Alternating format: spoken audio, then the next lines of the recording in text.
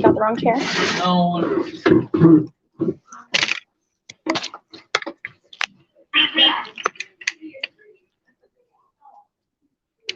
Okay. I can see you. I need to lift this up just a little bit. And that wants to twist. There we go. I guess it's straight enough.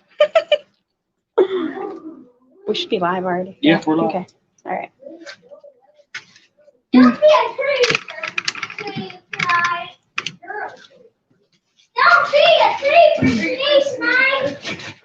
All right. I'm not asleep. It's way behind on my phone. Yeah. You're way behind here. Okay. Hey guys. Let's say hi to everybody real quick. Hey Ed. Hey, what is she up to now? Hello Lisa at Yogi Hollow. Let's see. Hey Scott. Hi Susie. I think that might, nope. Hey Lori. Carp. Hi Shelly Huckabee. Let's see. Did I get everybody? Donna Lawson, hello. We got your letter the other day. Oh, I forgot. I messaged you on Instagram about that. Working with Wiley? Yeah, what are you doing? Don't say hi to him. God. Okay. So let's get started. I'm going to let you have the floor for a minute, and I'll be back. Do you want my phone? Are you going to be keeping track of the chat, or do you want me to do it? I'll watch the chat. Okay. Since this is going to be, this is your story. I want you to have the screen. Okay, all right. You're on comment duty. Okay. Okay. So bear with me if I cry, guys. This makes me a little emotional. I don't know exactly where to start. I did a video about this the other day, and I ended up messing it up. I ran out of space on my phone before I got it uploaded to YouTube, and I moved the video to my SD card, and it ended up corrupting the file. So it's on my SD card, but now I can't upload it to the video editing software that we use to put it onto YouTube. So I'm just going to do a live because let's face it, everybody knows that video editing is a huge pain and my time is limited, y'all. So I was a single mom for several years before I met Wiley. And during the time I was a single mom, I had a pretty good job. I worked at the post office as a letter carrier. But that took me away from my kids a lot. Like, I worked a solid 70, 80 hours a week for 3.5, 4 years. It was very, very hard to be away from my kids that much. And now that we're homeschooling them, I can really tell that I wasn't there for a good portion of their lives because of the way they act. I'm like, y'all should know better by now. But I wasn't here to enforce, instill in them good things. And so really I'd leave for work and they'd go to school, and when we come home, I'd get home a couple hours after they did, and I had time to cook dinner, make sure they did their homework and took baths and went to bed. I mean, there was no room for sports. When any of them were in sports, I didn't get to go to any of the games. I mean, I worked a lot, and it took me away from the kids a lot, and it makes me really sad. But anyway, so during the time I was a single mom, there were many years that my kids would not have had Christmas if it wasn't for other people. And because I worked and I had a decent job, I didn't qualify for any sort of assistance at all. And so that meant that we struggled a lot. I barely made enough money to keep the bills paid and put food on the table. And when something would break on the car or on the house, I had to fix it myself because I didn't have money to hire somebody to do it. And it was hard just coming up with money to buy materials to fix things. So fortunately, my dad raised me to be pretty independent. He taught me how to work on my own cars. He was in construction my whole life. So when something broke on the house, I had the basics to run tools and get the job done. But it was finding the time to do it. And it was really tough, guys. I don't know if any of y'all grew up with a single mom, but I grew up with a single dad, and I didn't realize how hard it was to just manage all of it, And, but anyway, there were a lot of years that my kids wouldn't have had a Christmas if it wasn't for other people. In, let's see, 2016, I think it was, my kids, I had a breakdown, and that's really when my relationship with God really became, I don't know, started to grow, I guess. And that's really when I really got into my faith. I was on my way home from work one day. Like I was working, I was going to other post offices and working after my shift was over, because every time I would make a few extra dollars, I'd have to put money in my vehicle. Or that year, we almost didn't have heat when it was cold. I had hired a plumbing company to come in, and I had started remodeling my bathroom because it was in really, really bad shape. The house we lived in was 100 years old, and so it had many problems. When I was tearing out the floor, the gas lines had been rotted, I guess, from sitting in water under the house, and so they had rotted and become brittle. And as I was tearing up the floor to fix the plumbing, I broke a gas line. And so I delivered the mail to this plumbing company. I said, hey, how much would you guys charge me to fix this? And they said $100. I was like, okay, that sounds reasonable, because I really don't want to climb under the house and do this when there was, standing water and whatnot. And they ended up coming to my house, and first off, they refused to climb under the house. So my best friend and I took it upon ourselves to figure out, we looked through the holes under the house, and we found out where the pipes all kind of come together. And so we cut a hole in the floor to access those pipes. Well, then the plumbing company came back out, and they cut every single one of my gas lines except for the one that they were supposed to cut and cap off. So that left us nearly without heat. Like, we didn't have gas to our stove. We didn't have gas to any of our gas heaters. It was bad, guys. Like, somebody from church brought us one of those heaters that runs off of propane that you have like out on your deck.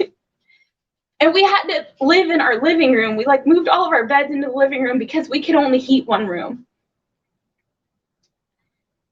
I was a Grinch that year. And I didn't even put up a Christmas tree. There was zero Christmas spirit in me that year. Sorry, guys. It's really hard for me to talk about this, but it's part of my testimony, and it's important to what I'm gonna say. So anyway, after working, I've done everything that I could possibly do to try to just make ends meet. There was no Christmas. At that point, I couldn't even afford to go to the Dollar Tree and spend $5 or $10 on each kid, because that would have taken from our very tiny grocery budget that we had. And in all reality, it would be irresponsible to take food out of our mouths and replace it with toys that were not necessary. So on my way home from work one day, I pulled over because I was just crying so hard. This was a couple weeks before Christmas, and I lost it, and I couldn't see through my tears to drive, so I pulled over, and I prayed to God, and I was like, God, I've done everything that I could to try to make this happen, and I just can't. And I was like, if you want my kids to have a Christmas this year, you're gonna have to make it happen. And when I got home that day, we had one of those crappy Christmas trees that are fake that you just put together in a couple different pieces. And the kids had stood it up and leaned it up against the wall in the corner. And we didn't have anything to decorate it with. I think they'd found some lights in the closet that they put on it. And I ended up buying them candy canes to decorate it with that year. But I had to, after I prayed to God, honestly, like I felt like the Holy Spirit washed over me. I felt like the world was lifted off my shoulders. I really did. And I went home and I was like, guys, and I can't believe that I didn't completely break down when I was telling them this, but I was like, guys, you know how much I work, you know how hard I've tried, and you know everything that we're going through right now. And if God wants you guys to have a Christmas, he's going to make it happen because I can't. And they all just hugged me and loved me and told me that it was okay.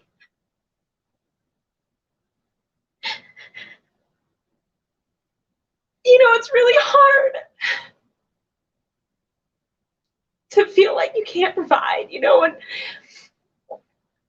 I was working as hard as I could, and I met all the basic needs. I mean, we had food, clothing, and shelter, but there wasn't anything else. Anyway, so, you know, God puts us through things so that we can help others through things. And I believe that was in 2016. After that, it was really amazing because God did show up and he showed out and he gave my kids a Christmas I never could have imagined. Like I said, I prayed a couple weeks before Christmas, and that was the first time I'd ever laid something down at God's feet and left it there. Because I'm sure many of you can relate that when it's easy to say, okay, God, you can have this. I'm done with it. I need you to handle it for me. But then it's so easy just to be like, okay, I'm not done with that yet. Let me have that back. And you kind of like, I don't know, I guess it's a faith thing, you know, and that was really a turning point in my life because people just started coming out of the woodworks. Like, I didn't share my story.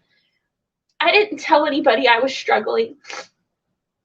And it just all happened.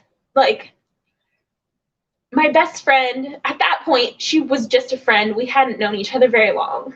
But she showed up at my house and gave me $100. And I was like, no, it's fine. You keep that. You keep that. And she said, woman, don't rob me of a blessing because you're too proud to accept one. That was a huge slap in the face, honestly, because I had been trying so long to provide for myself when I should have been relying on God all along. And there was a woman at church in our Bible study who ended up making handmade stockings for the kids and stuffing them. I mean, they were overflowing. She dropped those off. The police department, we lived in a little tiny town here in Oklahoma where the population's like 1,000 people maybe. And the policemen had stopped by and dropped off bags of toys for the kids. And then there were a couple other people that had dropped things off. It's been a couple years now, and I can't remember exactly who everybody was, but I know I came home from work and there were just black trash bags just full of presents for the kids. And 3 days before Christmas, I got a phone call from a local church in another town that had said that they had bikes for my kids and I hadn't picked them up yet. Mind you, that's a program that you have to apply for. And I didn't apply for it. So I was not expecting to get a call like that. And so my kids got bikes that year. They got stockings. They got bukus of toys. I mean, that Christmas morning, our living room, Christmas threw up in our living room. You couldn't see the floor because of all the wrapping paper. It was phenomenal. Like, it really was life-changing. And since then, I have been doing a toy drive of my own. That year, I had decided that since I couldn't provide Christmas, I was going to provide a Christmas lesson to my kids and teach them that Christmas is about giving, not receiving, and that, Christmas is really about the birth of Jesus Christ and not about, the material things that it's been made out to be. And so I had gone to a conference with the Letter Carrier Association in Detroit, where I met a few other letter carriers that were from Pennsylvania, and they were telling me about how they would do a toy drive and they would adopt families. So I was super inspired by that. When I came back from that, I told my best friend, I'm like, we got to do a toy drive this year. And I told her, I don't know how many kids we can help, but I feel like this is something we need to do. And at that point, neither of us could really provide Christmas for our own kids. And so we decided, I had a pretty good relationship with a lot of businesses in Shawnee, since that's where I delivered the mail. And when I reached out to them and told them that I wanted to do a toy drive, I asked them if I could put a donation box in their store. And, many of them said, yeah, sure, bring it on. And come to find out, a lot of these businesses that have been helping me the last few years, a lot of them grew up in a similar situation where if it wasn't for churches and organizations, that they wouldn't have had a Christmas either. So it was, they love helping because they were in that situation once themselves. Well, we were talking about it one day, and she's like, well, how many kids do you want to help? And I think that first year we put out 10 donation boxes. And I was like, well, 10 kids. That's more than we have. And then by the end of the conversation, I was like, well, how about 50? Let's help 50 kids. 50 kids is a lot of kids. If you get 50 kids in a room, that's a lot of kids. So, and she said that she had prayed about it, and she said that God said to double it. So I was like, okay, God, I guess we're going to help 100 kids. 100 kids, that's a lot of kids. And that first year, y'all, we served 115 kids. And as a letter carrier, I picked up letters in mailboxes to Santa all the time. There was one little boy in Seminole who, he was autistic, and he wrote a letter to Santa, and he didn't ask for anything. He just wanted to make sure that he told Santa it was going to be cold, so he should dress warm. He made sure that Santa knew to feed the reindeers a good hearty meal, so they didn't get hungry. And he said to watch out for flying obstacles in the sky. I was so moved by that letter, because it's not often you get a letter from a kid for Christmas that doesn't have a wish list on it. Well, at that point, I couldn't afford to buy, presents and give them to these kids. So I began by replying to the letters, and I'd write them back as if I was Santa, and I would deliver them to their mailbox. Well, shortly after I'd done that for this particular boy, his dad had stopped me and had told me how much it meant to him that I had done that. And it was just, I don't know, it lit my heart on fire, you guys. So anyway, we set up 10 boxes that first year. And the way that we did it was when a kid would write a letter to Santa, it could not be in an envelope, and it couldn't have a stamp on it. If it did, I couldn't have it. So if it was just a piece of paper in the mailbox, I could have it. Well, we, like I said, we helped 115 kids that first year. And the next year, in 2018, the next year, we partnered with a local organization called Community Renewal of Pottawatomie County. Their mission is to build community, and their slogan is "We Care." Y'all will see me wear a red t-shirt that says "We Care" on it a lot. That's their shirt. And it is simply, they care no matter where you're from, what you've done, who you are. They care, period. And they do a lot of work with the local schools. So the second year we had done this, it was really awesome because we were able to partner with a couple of schools in addition to picking up letters to Santa in people's mailboxes.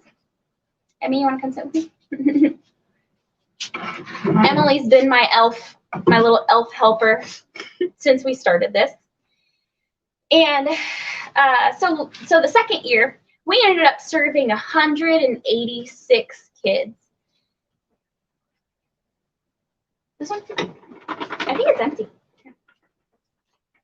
Wiley's thirsty off camera. All that comment watching is making him thirsty, I guess. Anywho, so I got off track now.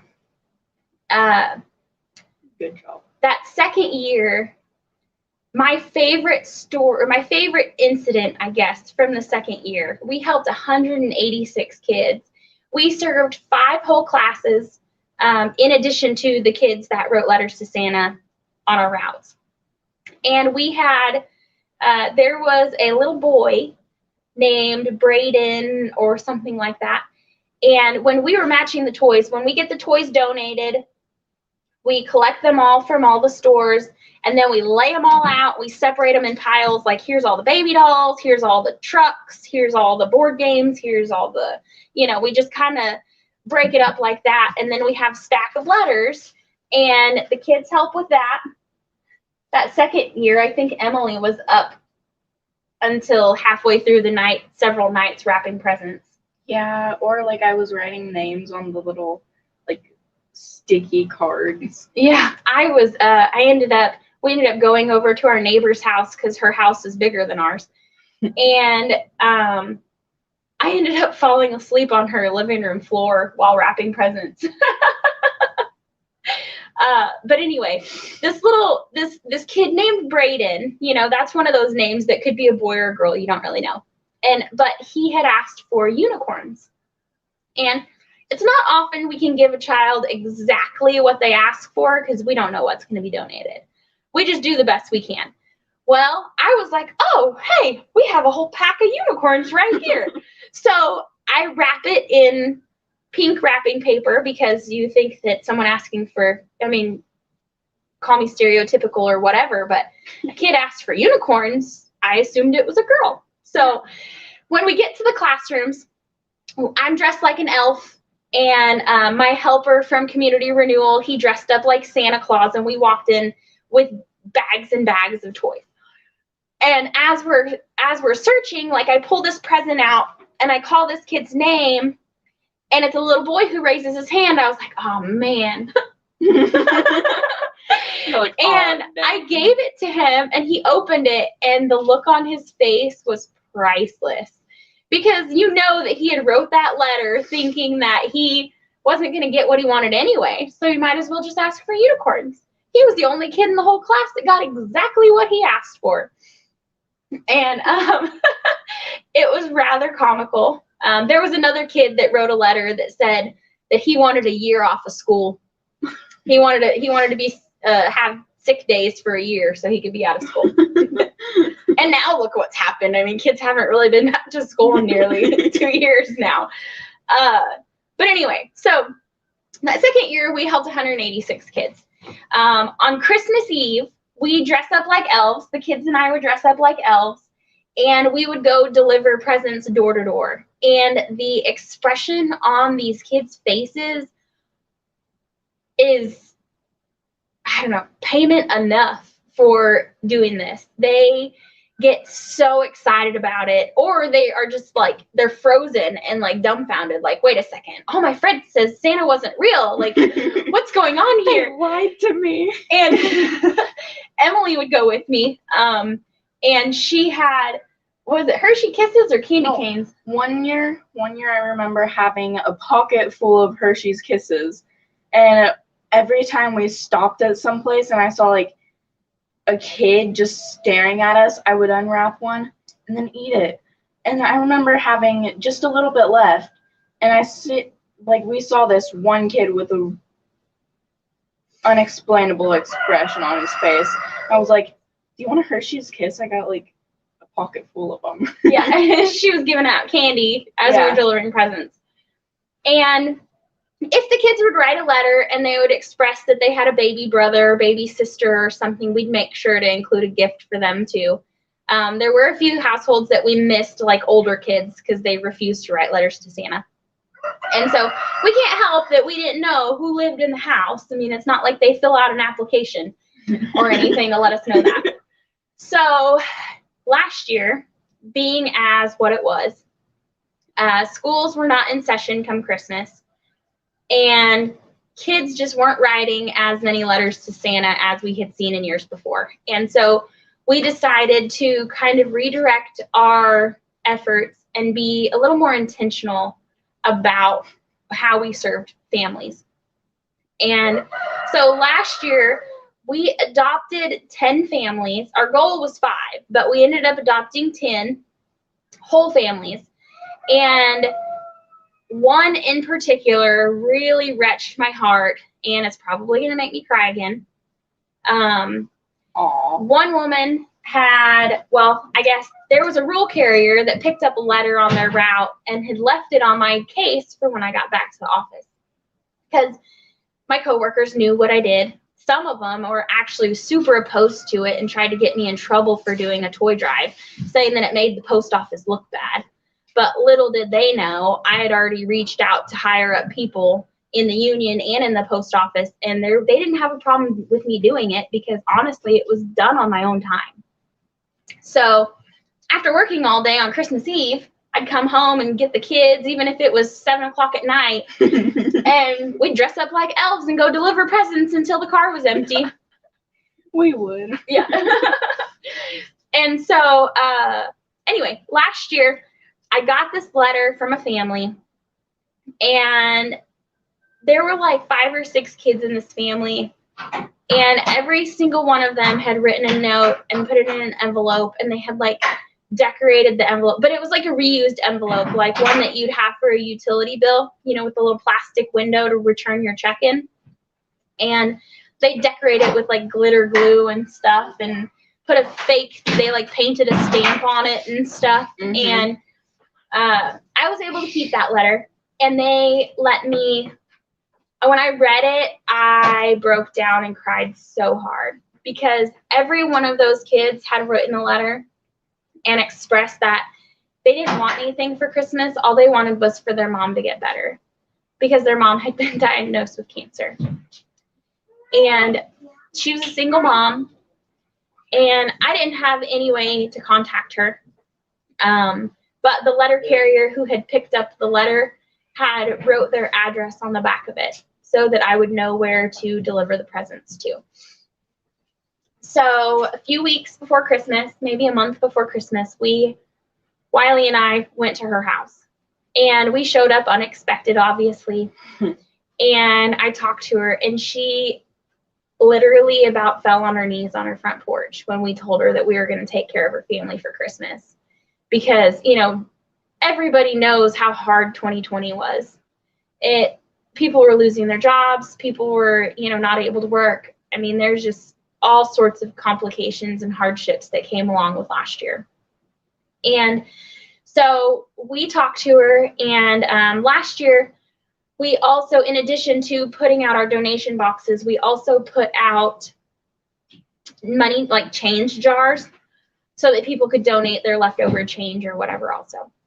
And we ended up getting several $100s donated through our change jars and through a couple other donations.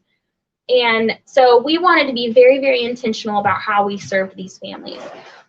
We didn't want to just provide presents because as being that single mom, realizing that, you know, there's other needs that need to be met too. I mean, maybe they needed groceries. Maybe there was a bill they were behind on. Maybe their car was broken. Maybe, you know, they didn't have heat that year or whatever. And so we talked to the parents, and this particular mom, she had expressed to us that her kids were homeschooled and she had been behind on a bill that she couldn't pay.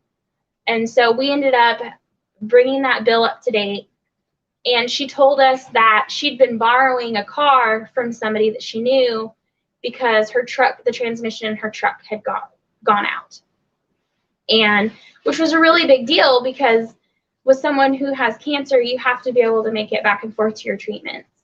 And she also had a child with special needs that had, you know, regular doctor's appointments also that she was having a really hard time getting to. So fortunately, we had somebody donate the money to buy her a transmission, and we had a volunteer to install the transmission.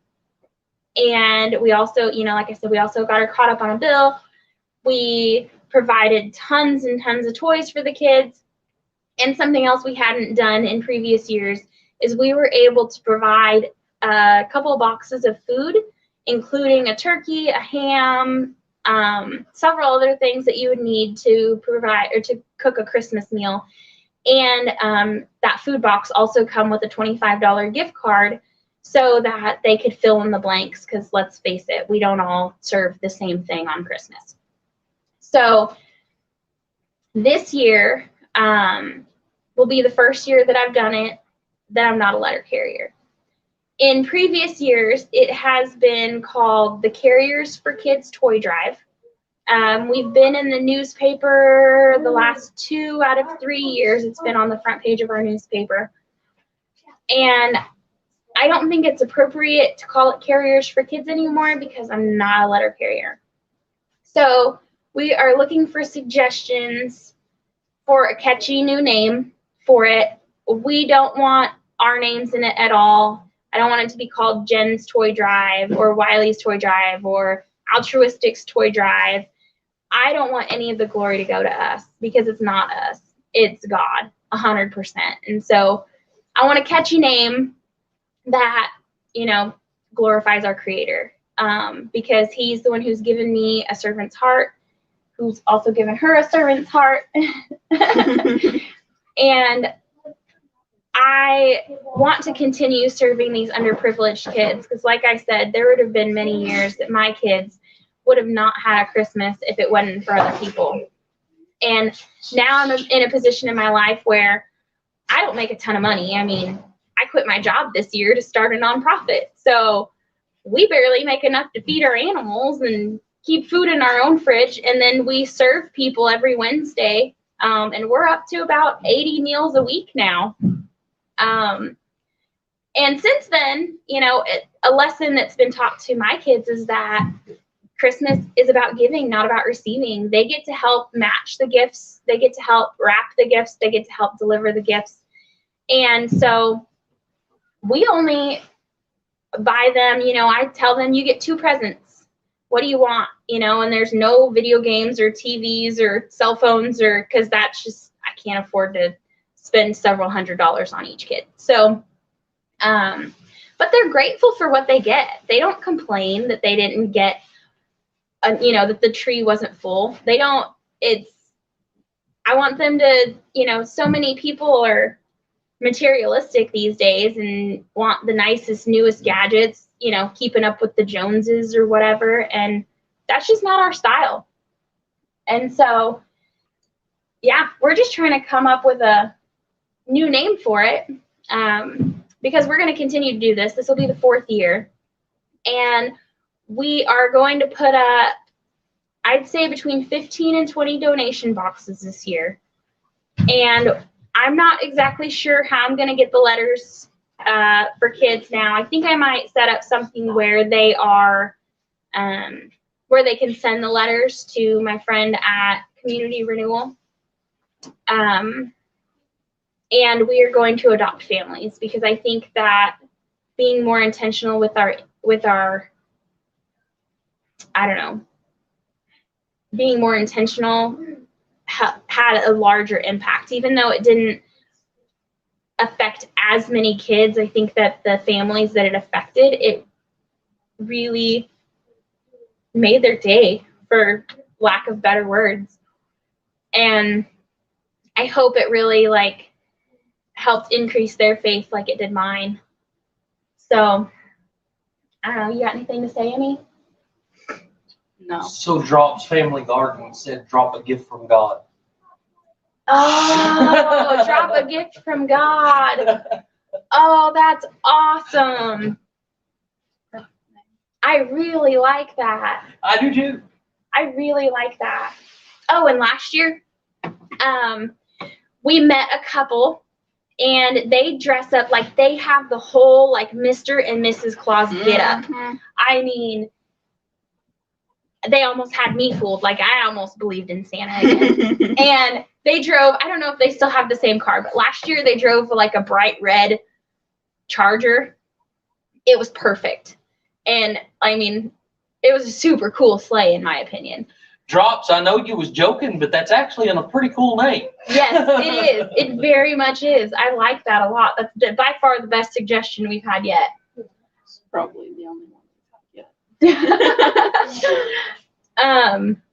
But to see the expression on these kids' faces, like, I think that we'll probably go live on Christmas Eve when we do it this year, just to share the experience with everybody. But I'm gonna have to figure out how to do that because I don't want to have my phone up in everybody's faces. We can leave your phone like set up perfectly in the car or something. Just be like, hello. But then it'll be too far away and you can't see the kids' expressions. It's like the kids are like, oh my gosh, like they get so excited. It's amazing. It really is. It's so heartwarming. And then, you know, last year the kids got to actually like take pictures with Santa, which was super cool. We had like a table full of cookies, like the ones that we set up whenever we're gonna go. Oh, that was the first year. Oh yeah, that was the first but year. Still, we had a table full of cookies, and I just remember some of the kids like huddling around it and just devouring it. Yeah, the first year we did it, I think we had kids write letters to Santa, and then we had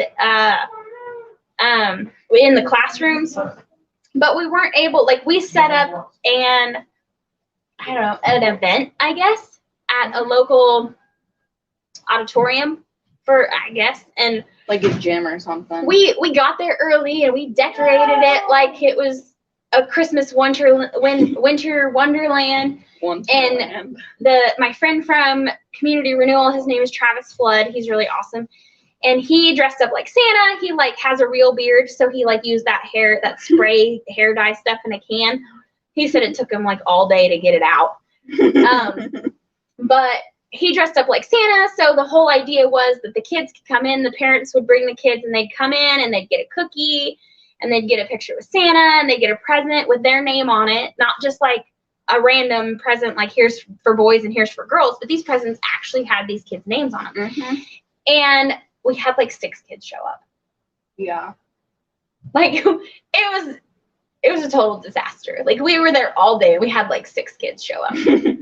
And so Travis ended up taking the presents to the school and giving them out. And the second year, I was able to go with him because I was off that day or had requested the day off or whatever it was. But I really enjoy dressing up like an elf and going into the classrooms because the kids are like, are you really an elf? And I'm like, sure I am. She's just over here lying to them and I'm just quiet. Yeah. And what are you doing? The little monster is here. Yeah. I've got a cooler. You what? I got a cooler. Oh, you got a scooter? Yeah. What? Nothing. Yeah. Nothing. So, anyway, yeah, that's the story of our toy drive. This year, like I said, I believe that we're going to be intentional about our giving again and serve families because, let's face it, all of this stuff that's going. Quit licking me. Okay. If you want to say Right, something she is a about it, monster. Chloe's play is 15 minutes. Oh, we need to wrap this up, y'all. If y'all haven't heard of A Little Southern Brothers, y'all need to go check them out.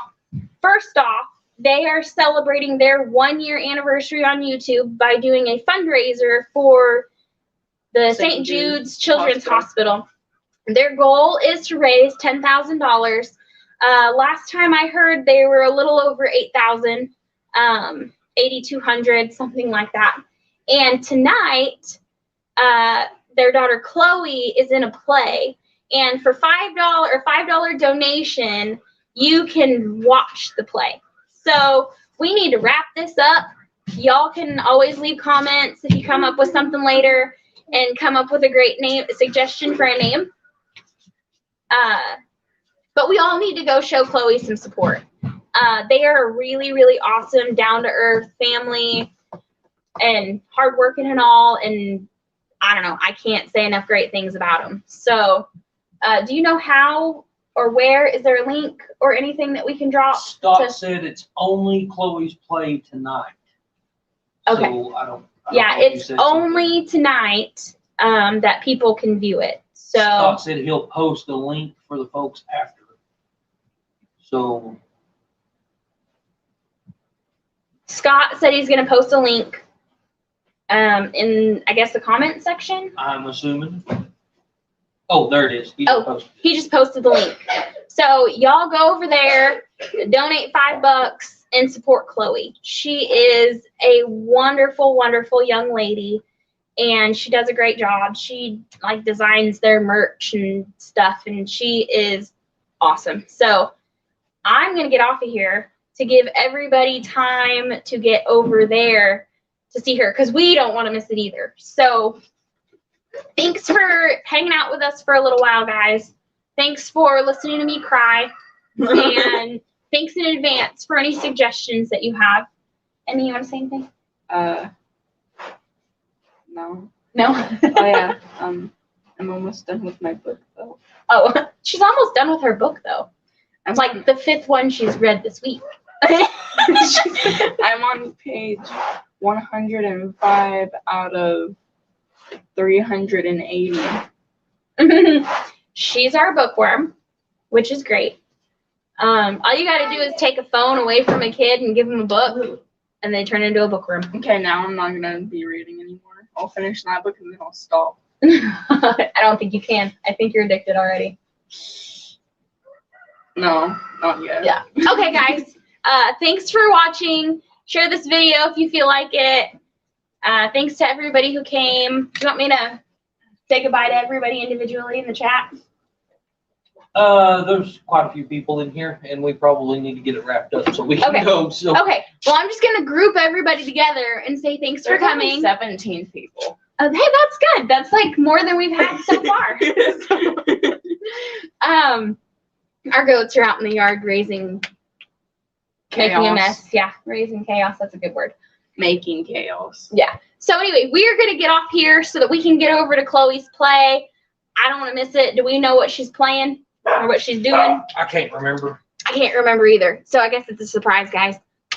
Go check out A Little Southern Brothers. Click on that link Scott sent, and we will catch y'all on the next one. For a minute, Chanel was just staring at me creepily.